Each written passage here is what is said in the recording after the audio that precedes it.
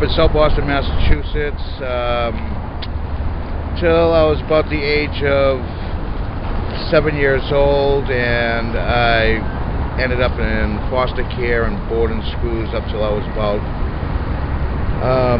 13 years old. Ended up actually being homeless at age 13. Yeah. Started doing heroin and alcohol and stealing, whatever means necessary to either get high or to survive. By the time I turned 29, I actually already been clean for like 14 months. I actually hitchhiked to California in 1995 to go visit a couple of my sisters. And I ended up actually meeting my wife, who's actually out here with me this time being homeless. We both worked for the state of California for about 8 years, and up to about last year, year and a half ago, we lost our jobs from the cutbacks from Arnold Schwarzenegger, cutting back jobs in the state of California.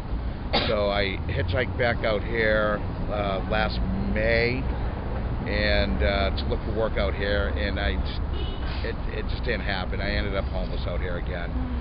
My wife was out in California at the time, but we haven't been away from each other in almost 16 years. She pleaded for me to actually get her out here, so I got up the money, sent for her out here, and we are currently out here trying to get whatever we possibly can, like housing, medical, dental. We don't do the shelters because we just don't drink, and we don't want to fall back into a category where we used to be, and we just don't want to, go that route. There's a lot of wet shelters, not a lot of dry shelters out here. Just wet shelters, and so we prefer to stay out. We can't do anything. We just take our chances out here. We just met a woman who said that she felt her life was more in danger in a shelter than on the street. And that's true. Yeah, that is definitely true. That is definitely true. And if you're laying down and people come by, they spit on you. Yeah, we've had that. At you. Throw stuff at you, use a bullhorn.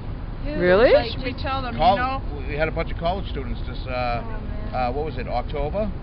Yeah, right? It was in October. They had college students, driving by like 4 cars with bullhorns saying, "You homeless people, get off my property, you suck, you fat this, and you scumbag," and what can you do? How does that make you feel? It makes us feel bad. It makes us feel like, we're not bad people.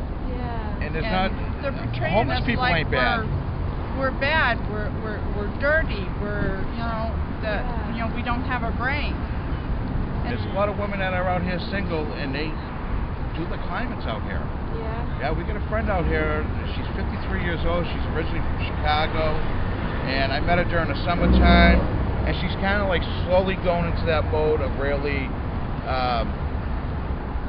losing it. Like where she's starting to actually talk to herself and actually talk back to herself. So she's a great woman, but people just don't understand. The streets will put you in places you don't want to go. I mean, people commit suicide. They turn to alcohol or drugs, even if they didn't do it prior being out here. But that's what they do. They get so depressed they have to do something to get away from that depression. Us, when we get depressed, we have each other. We can talk to each other, or we can yell at each other. We can yell at each other. Yeah. And don't look down at somebody that. Don't put somebody down or shaking a cup or something. I shake a cup.